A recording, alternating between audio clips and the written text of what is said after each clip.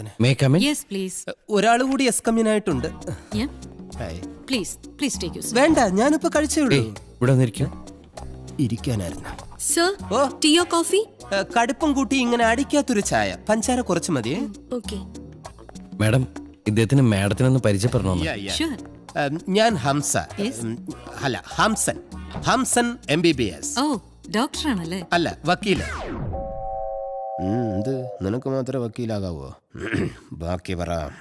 ഇദ്ദേഹം വലിയൊരു കോടീശ്വരനാണ്. അതെ അതെ, അംബാനിക്കൊപ്പം പണക്കാരനാണ്. അംബാനിയേക്കാൾ. ഓ, ഇത്തവണത്തെ ഇയറിലെ കണക്ക് നോക്കിയപ്പോഴല്ലേ? അതെ അതെ. അംബാനിയേക്കാൾ മേലെ പണക്കാരനാണ്. ഇദ്ദേഹത്തിന് ഒരുപാട് ഫാക്ടറീസ്, സ്റ്റാർ ഹോട്ടൽസ്, ബാറുകൾ, എന്തിന് റിസർവ് ബാങ്ക് വരെ ഇദ്ദേഹത്തിന് സ്വന്തമായിട്ടുണ്ട്. 3 എണ്ണം.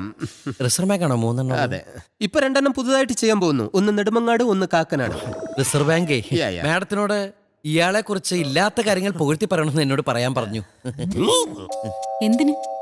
മാഡത്തിന്റെ ഒരേ ഒരു മോളെ ഇയാൾ കല്യാണം കഴിച്ചിട്ട് മാഡം ഇപ്പൊ ഇരിക്കണ കസേരയില്ലേ, അവിടെ ഇയാൾ കയറിയിരുന്ന് മാഡത്തിനെ ചവിട്ടി പുറത്താക്കുന്നാണ് ഇയാൾ എന്നോട് പറഞ്ഞത് അല്ലേ?